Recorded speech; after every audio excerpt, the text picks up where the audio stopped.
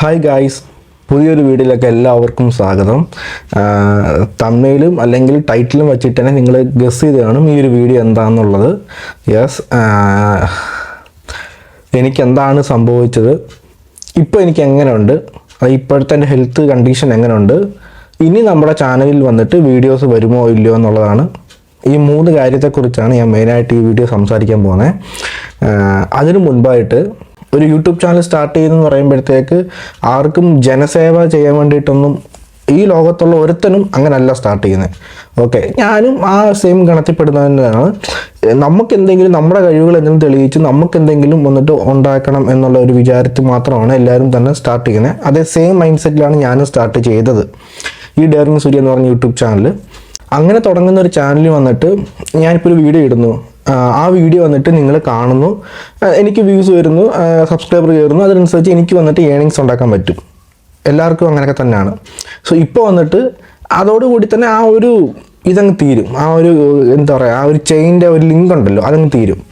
പക്ഷെ ഇവിടെ വന്നിട്ട് എന്നെ ഒരു ഇമ്പ്രസ് ചെയ്യിപ്പിച്ച് അല്ലെങ്കിൽ എന്നെ ഞെട്ടിച്ച് കളഞ്ഞൊരു സംഭവം എന്ന് വെച്ച് കഴിഞ്ഞാൽ, 2 മാസത്തോളമായി നമ്മൾ വീഡിയോസ് ഇട്ടിട്ട് യൂട്യൂബിൽ. ഇതുവരെ ചാനൽ ഹാൻഡിൽ ചെയ്ത വേറൊരു വ്യക്തിയായിരുന്നു.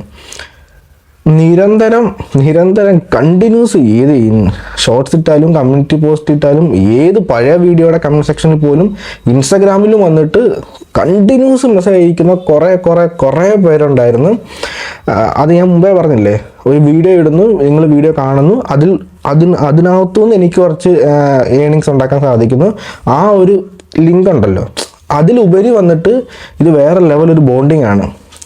ആക്ച്വലി ഞാൻ വന്നിട്ട് അത്രയ്ക്ക് ഇഷ്ടം പോലെ മെസ്സേജ് കണ്ടിന്യൂസ് ആയിട്ട് വന്നുകൊണ്ടിരിക്കുകയായിരുന്നു. Thank you so much. നിങ്ങളുടെയൊക്കെ പ്രാർത്ഥനകൾ ഉണ്ടെന്ന് പറഞ്ഞിട്ട് നിരന്തരം കാണുമ്പോഴത്തേക്ക് എനിക്കൊരു പോസിറ്റീവ് കിട്ടുന്നുണ്ടായിരുന്നു ഓൺ ദ സ്പോട്ട്. അതേ സമയത്ത് തന്നെ താങ്ക് യു സോ മച്ച് എല്ലാവർക്കും. എനിക്ക് എങ്ങനെ ഉണ്ടെന്ന് ചോദിച്ചാൽ എനിക്ക് വേണ്ടി പ്രാർത്ഥിച്ച കുറേ പേരുണ്ട്. എല്ലാവർക്കും thank you so much. Okay, വേറെ ഒന്നും കൂടുതൽ പറയുന്നില്ല. ഇനി നമുക്ക് വന്നിട്ട് എന്താണ് സംഭവിച്ചത് എന്നുള്ള കാര്യത്തെക്കുറിച്ച് ഡീറ്റെയിൽ ആയിട്ട് പറയാം. ഓക്കെ, അത് കഴിഞ്ഞ് ലാസ്റ്റ് ഞാൻ വന്നിട്ട് നമ്മുടെ ചാനൽ ഇനി മുതൽ വീഡിയോസ് വരുമോ ഇല്ലോ ആ ഒരു ചോദ്യം ഉണ്ടല്ലോ, അതിനുള്ള ഒരു ഉത്തരം ഞാൻ പറയാം. ഓക്കെ, സ്റ്റാർട്ട് ചെയ്യാം. ഒക്ടോബർ 15-ാം തീയതി എനിക്ക് വന്നിട്ട് ഒരു ഫീവർ, നോർമലായിട്ട് വരുന്ന വൈറൽ ഫീവർ വന്നിട്ട് എനിക്ക് വന്ന് പനി, നല്ല രീതിയിൽ ബോഡി ടെമ്പറേച്ചർ ഉണ്ട്, ചുമയും ഉണ്ട്. അപ്പം 15-ാം തീയതി വന്നിട്ട് 16, 17, 18 ഈ 3 ദിവസം വന്നിട്ട് നോർമൽ മെഡിസിൻ എടുത്തിട്ട് ട്രൈ ചെയ്ത് നോക്കി. ബട്ട് അത് കുറയുന്നുണ്ട്. അതായത് ഇപ്പം മെഡിസിൻ എടുക്കുമ്പം പകൽ ഫുള്ള് നോർമലാണ്, രാത്രി ആകുമ്പോഴത്തേക്ക് പനി വീണ്ടും കൂടും. ഇത് മാറുന്നില്ല. കാരണം വലിയൊരു സീരീസ് ഷൂട്ട് ചെയ്യാൻ വേണ്ടിയിട്ട് വലിയൊരു പ്ലാൻ ഇങ്ങനെ പ്രോഗ്രസ് ആയി പോയിക്കൊണ്ടിരിക്കുകയായിരുന്നു. ആ ഒരു സമയത്താണ് ഈ പനി വന്നത്. സോ പനി വെച്ചോണ്ടിരുന്നാൽ ശരിയാവത്തില്ല, പെട്ടെന്ന് തന്നെ ഹോസ്പിറ്റലിൽ പോയിട്ട് പനി മാറ്റാമെന്ന് വിചാരിച്ചിട്ടാണ് അടുത്തുള്ളൊരു ക്ലിനിക്കിൽ പോണേ. അടുത്തുള്ള ക്ലിനിക്കിൽ പോയി കഴിഞ്ഞിട്ട് അമ്മ വീഡിയോ ചെയ്യുവാണേ, ഉണ്ടായിരിക്കേ. അടുത്തുള്ള ഒരു ക്ലിനിക്കിൽ പോകുന്നത്. ആ ക്ലിനിക്കിൽ പോയി കഴിഞ്ഞപ്പോഴത്തേക്ക് എനിക്ക് ഇത്രയും വർഷം, ഞാൻ ജനിച്ചിട്ട് ഇത്രയും വർഷമായി, ഇതുവരെ എനിക്ക് വന്നിട്ട് BP നോക്കിയിട്ടില്ല. അവർ ഫസ്റ്റ് ടൈം എൻ്റെ BP നോക്കിയപ്പോഴത്തേക്ക് BP ഹൈ ആയിരുന്നു. അവർ പറഞ്ഞു BP നന്നായിട്ട് ഹൈ ആയിട്ടുണ്ട്, സോ അതിനുള്ള ട്രിപ്പ് എടുക്കാന്ന് പറഞ്ഞിട്ട് അവർ ട്രിപ്പ് ഇട്ടായിരുന്നു. ട്രിപ്പ് ഇട്ട് ഒരു ഏകദേശം 1 മണിക്കൂറിന് ഉള്ളിൽ തന്നെ BP വന്നിട്ട് നോർമൽ സ്റ്റേജിലേക്ക് മാറി. പനിക്കുള്ളൊരു ഇഞ്ചക്ഷൻ എടുത്തു. വീട്ടിൽ വന്നു കഴിഞ്ഞപ്പോഴത്തേക്ക് പനി നോർമലായിരുന്നു. രാത്രി ആയപ്പോൾ വീണ്ടും പനി കൂടി. പനി കൂടിയിട്ട് എനിക്ക് വന്നിട്ട് ഈ സൈഡിലെ ഞരമ്പുണ്ട്, അതിങ്ങനെ ശരിക്കിങ്ങനെ വീർത്തിരിക്കുക, ശരിക്കിങ്ങനെ ബൾജായിട്ടിരിക്കുമായിരുന്നു ഞാൻ ഈ സൈഡിലെ ഞരമ്പ്. അപ്പോൾ അതെനിക്കൊരു ഡൗട്ട്, അങ്ങനെ എനിക്ക് വരാറില്ലല്ലോ, ഇതെന്ത് ഇങ്ങനെ വരുന്നതെന്ന് ഡൗട്ട്. അപ്പോൾ ആ സമയത്ത് തന്നെ ഹോസ്പിറ്റലിൽ തന്നെ വിളിച്ചായിരുന്നു, ക്ലിനിക്കിൽ നിന്ന്. റെഗുലറായിട്ട് ഒരു 5 ദിവസത്തേക്ക് ചെക്കപ്പ് ഉണ്ട് BPയുടെ. രാവിലെ 10 മണിക്ക് ഒന്ന് BP ചെക്ക് ചെയ്യണമെന്ന് പറഞ്ഞിട്ട് എന്നെ വിളിച്ചായിരുന്നു. അപ്പം ഞാൻ ഈ കാര്യം പറഞ്ഞു തൊട്ട് ഞരമ്പ് ഇങ്ങനെ ബൾജായിട്ടിരിക്കുകയാണെന്ന് പറഞ്ഞപ്പോൾ അവർ പറഞ്ഞു, ഒരു കാര്യം ചെയ്യും, അടുത്തുള്ള ഏതെങ്കിലും BP ചെക്ക് ചെയ്യുന്ന സ്ഥലം ഉണ്ടെങ്കിൽ അവിടെ പോയിട്ട് ജസ്റ്റ് ഒന്ന് BP ചെക്ക് ചെയ്യാൻ പറഞ്ഞു. അപ്പോഴും ഇവർ തന്ന ടാബ്ലറ്റ് ഞാൻ കഴിച്ചിട്ടില്ല.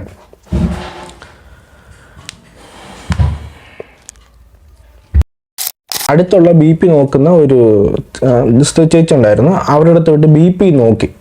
അവരും പറഞ്ഞ് ഹൈ ആണ്. അവരെ ബി പി നോക്കുന്നതിന് മുന്നേ എന്നോട് പറഞ്ഞത്, ഓ നിനക്ക് 200 ബി പി ഇല്ല, 200 ആണെങ്കിൽ ഇങ്ങനെ ഇരിക്കത്തില്ല, ഇപ്പം ഞാൻ നിങ്ങളോട് എങ്ങനെയാണോ സംസാരിക്കുന്നത് ഇതേപോലെ തന്നെയാണ് ഞാൻ ഇരിക്കുന്നത്, എനിക്ക് യാതൊരു കുഴപ്പമില്ല.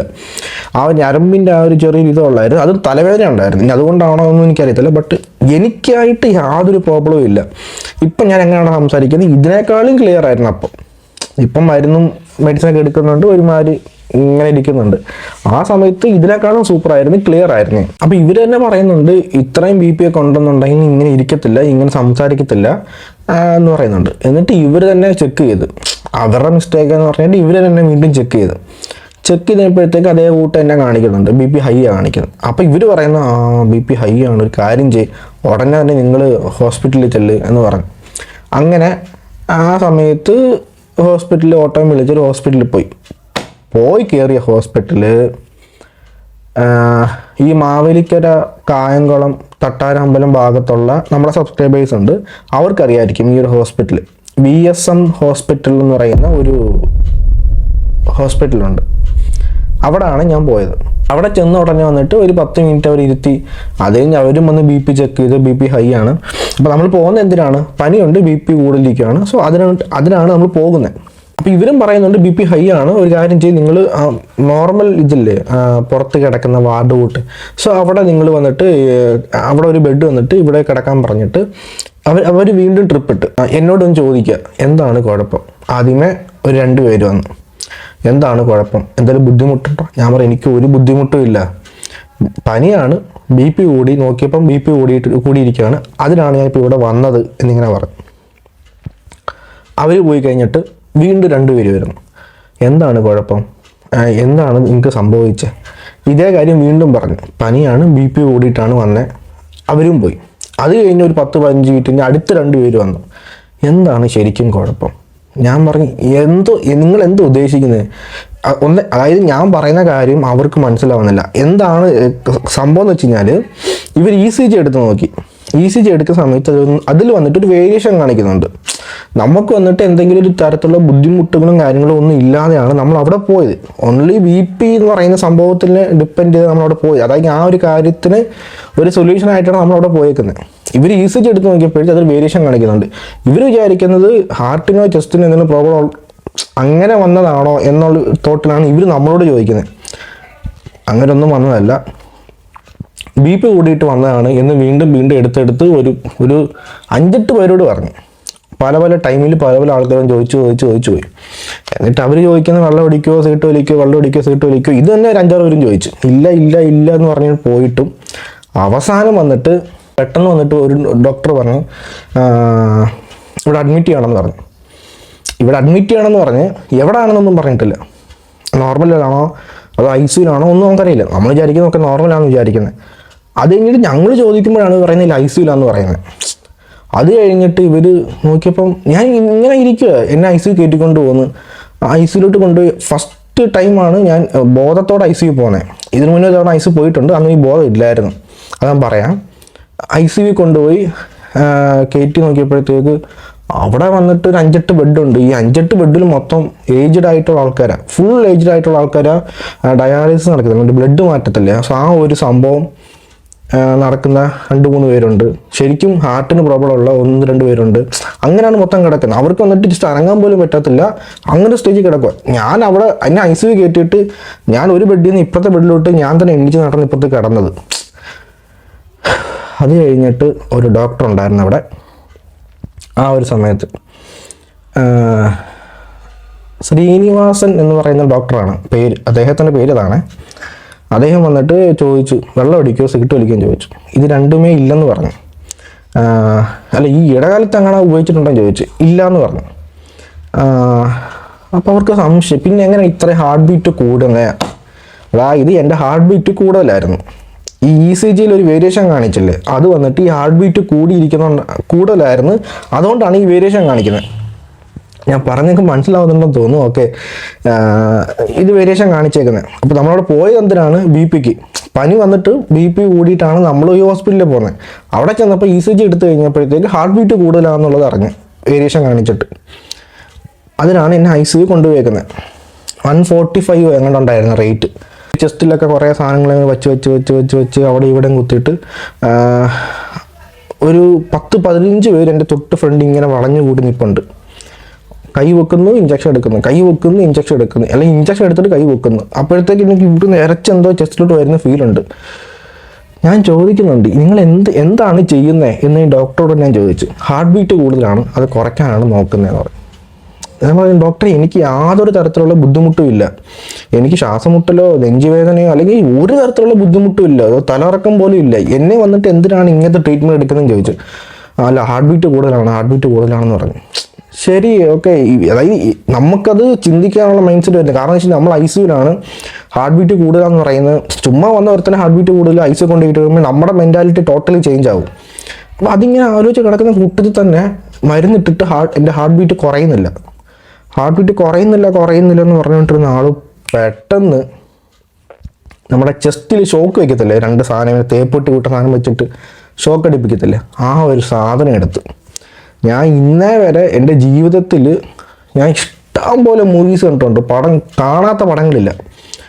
പല ലാംഗ്വേജ് പല മൂവീസ് കണ്ടിട്ടുണ്ട്. ഒരു പടത്തിൽ പോലും ജീവനോടെ, അതായത് ഇപ്പം ഞാൻ നിങ്ങളോട് എങ്ങനെയാണോ സംസാരിക്കുന്നത്, ഈ ഒരു മൈൻഡ് സെറ്റ് അല്ലെങ്കിൽ ഈ ഒരു ക്ലാരിറ്റിയോടെ ഇരിക്കുന്ന ഒരാളുടെ ചെസ്റ്റിൽ വെച്ച് ഷോക്ക് അടിപ്പിക്കുന്നത് ഞാൻ കണ്ടിട്ടില്ല.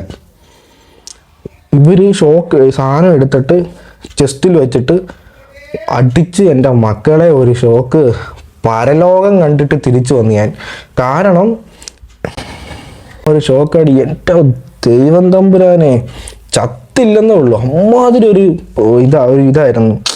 നിങ്ങളൊന്ന് ആലോചിച്ച്, ഒരു ബോധം ഇല്ലാതെ കിടക്കുന്ന ഒരാൾക്ക് ഷോക്ക് അടിപ്പിക്കുന്നത് നമ്മൾ കണ്ടിട്ടുണ്ട്, അല്ലെങ്കിൽ വന്നിട്ട് ഹാർട്ട് റേറ്റ് കുറഞ്ഞിരിക്കുന്ന ഒരാൾക്ക് ഷോക്ക് അടിപ്പിക്കുന്നത് നമ്മൾ കണ്ടിട്ടുണ്ട്, ശ്വാസമുട്ടുള്ളവർക്കോ അങ്ങനെ പലതും നമ്മൾ കണ്ടിട്ടുണ്ട്, കേട്ടിട്ടുമുണ്ട്. ഇത് ഫസ്റ്റ് ടൈം വന്നിട്ട് ഇങ്ങനെ സംസാരിച്ചുകൊണ്ടിരിക്കുന്ന ഒരാൾക്ക് വന്നിട്ട് ഒരു ഷോക്ക് അടിപ്പിച്ച്, അത് ചോദിക്കുന്നതിന് റീസൺ പറയുന്നില്ല, ഇഞ്ചക്ഷൻ എടുത്തിട്ട് ഹാർട്ട് റേറ്റ് കുറയുന്നില്ല, സോ ഇതുകൊണ്ട് വന്നിട്ട് ഞങ്ങൾ ഈ ഒരു ഷോക്ക് തന്നു എന്ന് പറയുന്നുണ്ട്. ഇത് ഞങ്ങളുടെ വീട്ടുകാരുടെ അടുത്ത് ആരോടും പറഞ്ഞിട്ടും ഇല്ല, പെർമിഷൻ മേടിച്ചിട്ടില്ല, ഒന്നും ചെയ്തിട്ടില്ല. ഇത് വേറെ സംഭവം, ഞാൻ പിന്നീട് വേറൊരു ഓക്കെ അത് വിട്ടേക്കും. അത് കഴിഞ്ഞിട്ട് ഇങ്ങനെ കിടക്കും ICUവിൽ. ഞാൻ പറയും, കൂട്ടിന് 5-8 പേര് അപ്പുറത്തെ കിടപ്പുണ്ട്, പ്രായമായിട്ടുള്ളൊരു കിടപ്പുണ്ട്. അവർക്ക് അനങ്ങാൻ പോലും പറ്റുന്നില്ല, അല്ലെങ്കിൽ ഒന്ന് ചലിക്കാൻ പോലും പറ്റുന്നില്ല. അവർ മയങ്ങി ബോധം ഇല്ലാണ്ട് കിടക്കുക. എനിക്ക് നല്ല ബോധമുണ്ട്, ഒരു കുഴപ്പമില്ല. എന്നെ എല്ലായിടത്തും കുത്തി വെച്ചിരിക്കുക ഓരോ സംഭവങ്ങൾ എൻ്റെ ശരീരത്തിൽ. എനിക്കാണെങ്കിൽ ഉറക്കവും വരുന്നില്ല.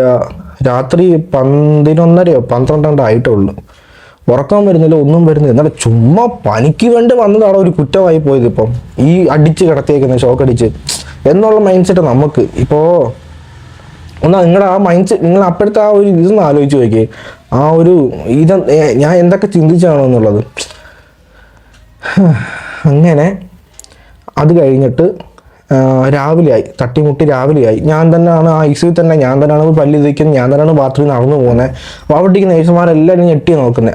ലാസ്റ്റ് അവർ തന്നെ പറയുന്നുണ്ട്, ചെറുക്കൻ ഉറങ്ങുന്ന പോലും ഇല്ല. ഞാൻ പറയും, എങ്ങനെ ഉറങ്ങാനോ, ബോധം ഇല്ലാതെ ഒരുത്തരാണെങ്കിൽ കിടന്ന് ഉറങ്ങും, ഇല്ലെങ്കിൽ മരുന്ന് കുത്തിയിട്ട് ശരീരത്തിൽ എന്തെങ്കിലും അസ്വസ്ഥ ഉണ്ടെങ്കിൽ ആ മൈൻ കിടന്ന് ഉറങ്ങും. ഇത് ഒന്നും ഇല്ലാത്തവർക്ക് എങ്ങനെ കിടന്ന് ഉറങ്ങുന്നേ? ഉറങ്ങുമെന്ന് പറഞ്ഞാൽ എങ്ങനെ ഉറങ്ങും? ചുമ്മാ കൊണ്ടുവന്നതിനെ ഷോക്ക് അടിപ്പിച്ച് എങ്ങനെ ഉറങ്ങാൻ പറ്റും? എന്നും പറഞ്ഞിട്ട് അതങ്ങനെ. അത് കഴിഞ്ഞിട്ട് രാവിലെ ആയപ്പോഴത്തേക്ക് സെക്കൻഡ് ICUലോട്ട് ഷിഫ്റ്റ് ചെയ്തു. അവിടെ കൊണ്ട് ഷിഫ്റ്റ് ചെയ്ത് അവിടെ യൂട്ടിനെ കുറേ ഇഞ്ചക്ഷൻ, അത് ഇത് മരുന്ന് മറ്റ് മറച്ചതെല്ലാം പോയി കഴിഞ്ഞിട്ട് എല്ലാം പിന്നെ അന്നത്തെ ദിവസം കൂടെ കഴിഞ്ഞ് അതിൻ്റെ അടുത്ത ദിവസം വന്നിട്ട് വാർഡിലേക്ക് ഷിഫ്റ്റ് ചെയ്തു. അത് കഴിഞ്ഞിട്ട് ഡിസ്ചാർജായി വീട്ടിൽ വന്നു. ഇപ്പോൾ സംഭവം എന്ന് വെച്ച് കഴിഞ്ഞാൽ, ഇപ്പോൾ ഇവിടുത്തെ കുഴപ്പമെന്ന് വെച്ച് കഴിഞ്ഞാൽ, ഹാർട്ട് ബീറ്റ് കൂടുതലല്ലായിരുന്നോ എനിക്ക്. സോ ഹാർട്ട് ബീറ്റ് കൂടിയിരിക്കുന്നത് കൊണ്ട് ആ ഒരു പ്രോബ്ലം ഉണ്ട്. ഹാർട്ട് ബീറ്റ് ഇടയ്ക്കിടയ്ക്ക് കൂടുന്നുണ്ട് എന്നുള്ളൊരു പ്രോബ്ലം ഉണ്ട്. രണ്ടാമത്തത്, എൻ്റെ ഹാർട്ടിൻ്റെ പമ്പിങ് വന്നിട്ട് ചെറുതായിട്ടൊന്ന് സ്ലോ ആയിട്ടുണ്ട്. നോർമലായിട്ട് വേണ്ടത് 50%, എനിക്കുള്ളത് 38%. ഏകദേശം ഒരു 12% ഒരു വേരിയേഷൻ, വ്യത്യാസം കാണിക്കുന്നുണ്ട്. ഇതാണ് problem. Pumping slow, heart beat കൂടുതൽ, ഈ 2 പ്രോബ്ലം ഉണ്ട്. ഇതിനുള്ള മെഡിസിനാണ് ഇപ്പം ഞാൻ കഴിച്ചുകൊണ്ടിരിക്കുന്നത്. ഇത് വന്നിട്ട് റിക്കവർ ആകും ചോദിച്ചാൽ റിക്കവർ ആകും, മെഡിസിൻ തന്നെ കഴിച്ച് റിക്കവർ ആകും. ബട്ട് അത് നല്ല ടൈം എടുക്കും, നല്ല ടൈം എടുക്കും. അപ്പോൾ ഇവരെല്ലാവരും എന്നോട് മാറ്റി മാറ്റി ചോദിച്ച ഒരേ ഒരു ചോദ്യം മാത്രമേ ഉള്ളൂ, ശ്വാസം മുട്ടൽ വന്നിട്ടുണ്ടോ, ബുദ്ധിമുട്ട് വന്നിട്ടുണ്ടോ, തലകറക്കം വന്നിട്ടുണ്ടോ. ഒരു കുന്തോ എനിക്ക് ഇന്നേ വരെ വന്നിട്ടില്ല. അപ്പോഴാണ് ഇത് വീണ്ടും കോംപ്ലിക്കേറ്റ് ആവുന്നത്. ഇത് എന്തുകൊണ്ട് ഇങ്ങനെ വരുന്നില്ല, അല്ലെങ്കിൽ എന്തുകൊണ്ട് ഈ ബുദ്ധിമുട്ടൊന്നും വരുന്നില്ല എന്നുള്ള രീതിയിൽ ചിന്തിക്കുന്നത്. ഓക്കെ, അതൊക്കെ വിട്ടേക്ക്. സോ ഇപ്പോൾ ഇതാണ് നടന്നത്. അതിനുള്ള മെഡിസിനാണ് കഴിച്ചുകൊണ്ടിരിക്കുന്നത്. ഇപ്പോൾ ഏകദേശം 2 മാസം മെഡിസിൻ കഴിച്ചിട്ടുണ്ട്. ഞാൻ പറഞ്ഞില്ലേ, എനിക്ക് വന്നിട്ട് യാതൊരു തരത്തിലുള്ള ബുദ്ധിമുട്ടും ഇല്ല. ആ പനി വന്നിട്ട് BP കൂടിയിട്ടാണ് ഞാൻ വന്നിട്ട് ആ ഹോസ്പിറ്റലിൽ പോയി. അന്ന് ആ BP ചെക്ക് ചെയ്തില്ലായിരുന്നെങ്കിൽ ഞാൻ വീണ്ടും നോർമലായിട്ട് തന്നെ ഗുളിക കഴിച്ചിട്ട് വീട്ടിൽ കിടന്നുറങ്ങി. എനിക്ക് യാതൊരു ബുദ്ധിമുട്ടും ശരീരത്തിൽ വരുത്തില്ലായിരുന്നു. ഇതിപ്പം അപ്പം അന്ന് എങ്ങനെയായിരുന്നോ അതേപോലെ തന്നെ ആയിരുന്നു ഇപ്പോഴും ഞാൻ ഇരിക്കുന്നത്. ബട്ട് ഇങ്ങനൊരു ഇഷ്യൂ ഉണ്ട് എന്ന് പറഞ്ഞിട്ടുണ്ട്. മെഡിസിൻ കഴിച്ചിട്ട് ഒരു 3-4 മാസം കഴിഞ്ഞിട്ട്, ഇപ്പോൾ 2 മാസത്തോളമായി, ഒരു 3-4 മാസം കഴിഞ്ഞിട്ട് ഒന്നും കൂടി ഒരു എക്കോ ടെസ്റ്റ് എടുത്തിട്ട് ഈ പമ്പിങ്ങിൻ്റെ ഇമ്പ്രൂവ്മെൻ്റ് ഉണ്ടോ ഇല്ലയോ എന്നുള്ളത് അപ്പോഴേ അറിയാൻ പറ്റത്തുള്ളൂ. ഇമ്പ്രൂവ്മെൻ്റ് ഉണ്ടോ ഇല്ലയോ എന്ന് പോലും അറിയാൻ 4 മാസത്തോളം കഴിക്കണം. കംപ്ലീറ്റ് റിക്കവർ ആണെന്നുണ്ടെങ്കിൽ പിന്നെ ഊഹിക്കാവുന്നേ ഉള്ളൂ എത്ര ടൈം എടുക്കും എന്നുള്ളത്. പിന്നെ ഹാർട്ട് ബീറ്റിൻ്റെ വന്നിട്ട് അവർ പറഞ്ഞിരിക്കുന്നത് സർജറി വേണമെന്നാണ്. 10 പൈസ എടുക്കാനില്ലാത്ത ഞാൻ എവിടെ പോയിട്ട് സർജറി ചെയ്യാനാ? അതൊന്നും നടക്കുന്ന കാര്യമില്ല. കാരണം എന്ന് വെച്ചാൽ ഒരു 100 രൂപ ഒരു ആവശ്യത്തിന് വേണമെന്നുണ്ടെങ്കിൽ പോലും അത് പ്രോപ്പറായിട്ട് എടുക്കാനില്ലാത്ത ഞാൻ പോയിട്ട് ഹാർട്ടിൻ്റെ സർജറി എങ്ങനെ ചെയ്യാൻ ഈ പറയുന്നത്? ഈ ഹാർട്ട് ബീറ്റിൻ്റെ പ്രോബ്ലം വന്നിട്ട് കംപ്ലീറ്റ് ആയിട്ട് അതിനൊരു സൊല്യൂഷൻ വന്നിട്ട് ഈ സർജറി ആണെന്ന് പറയുന്നത്. ഒന്നും പറയാനില്ല. സോ ഇതാണ് സിറ്റുവേഷൻ.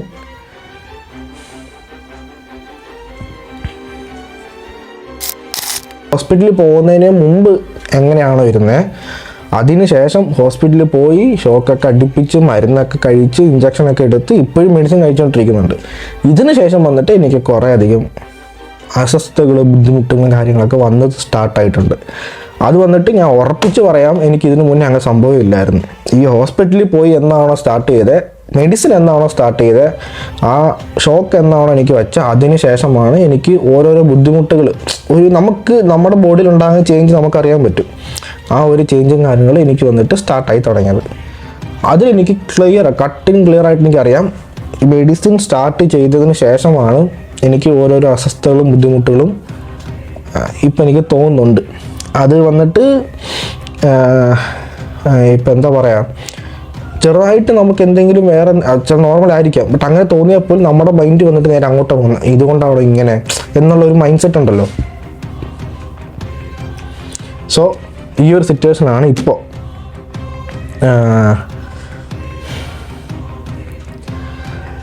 കേൾക്കുമ്പോൾ തോന്നും എന്തുവാണ് ഈ ഉദ്ദേശിക്കുന്നത്, അല്ലെങ്കിൽ എന്തുവാ നീ പറയാൻ എന്താ ഉദ്ദേശിക്കുന്നത് തോന്നും. ഒന്നുമില്ല, എനിക്ക് പറയാനുള്ള ഒറ്റ കാര്യമുള്ളൂ. ഇതിനകത്തുനിന്ന് ഞാൻ പഠിച്ചൊരു പാഠം എന്താണെന്ന് വെച്ച് കഴിഞ്ഞാൽ, നിങ്ങൾക്ക് എന്തെങ്കിലും ബോഡിക്ക്, ശരീരത്തിൽ നിങ്ങൾക്ക് എന്തെങ്കിലും അസ്വസ്ഥത, ബുദ്ധിമുട്ടുകൾ എന്തെങ്കിലും തോന്നിയാൽ മാത്രമേ, അത് എന്ത് വലിയ കാര്യത്തിനായാലും അങ്ങനെ തോന്നിയാൽ മാത്രമേ നിങ്ങൾ ഒരു ഹോസ്പിറ്റൽ കൺസിഡർ ചെയ്യാവുള്ളൂ. അതല്ലാതെ നിങ്ങൾ ആരുടെയും വാക്ക് കേട്ട് പോയി കഴിഞ്ഞാൽ അതാണ് സംഭവം.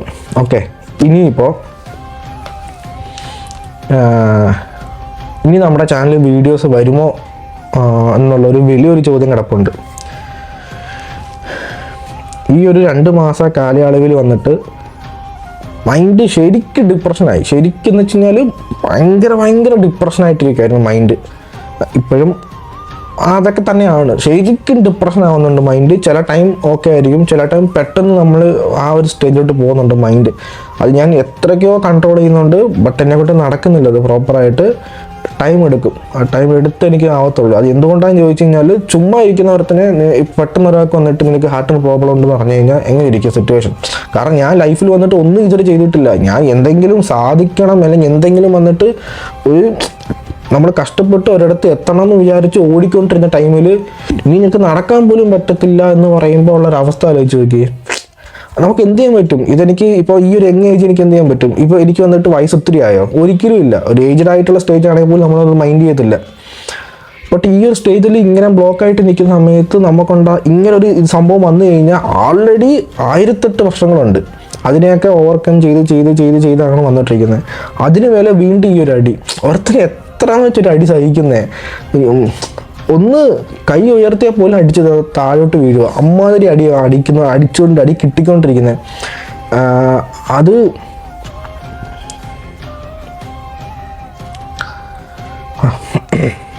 ഇതാണ്. സോ ഇത് എനിക്ക് വന്നിട്ട് ഓരോ കാര്യം മാത്രമേ പറയാനുള്ളൂ. ഒരുത്തൻ ജയിച്ചു കഴിഞ്ഞാൽ അവൻ്റെ പുറകിന് ഒരു കൂട്ടം ആൾക്കാർ കാണും. ഞാൻ ജയിക്കുന്നതിന് മുന്നേ തന്നെ മനസ്സുകൊണ്ട് ഞാൻ ജയിക്കണം എന്ന് ആഗ്രഹിച്ച ഒരു കൂട്ടം നിങ്ങളെ തന്ന ഒരു പ്ലാറ്റ്ഫോമാണ് എനിക്ക് ഈ ഒരു യൂട്യൂബ് എന്ന് പറയുന്നത്. ഇതൊരിക്കലും വന്നിട്ട് എനിക്ക് ഈസി ആയിട്ട് വിട്ടിട്ട് പോകാൻ പറ്റത്തില്ല.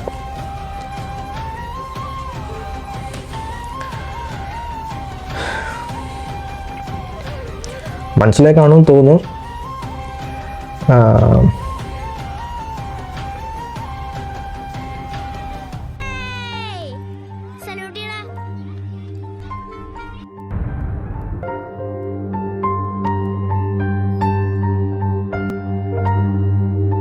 அப்ப நாங்களாம் வேஸ்டா? எங்களெல்லாம் ஜெயிக்கவே முடியாதா? நாளை என்றும் நம் கையில்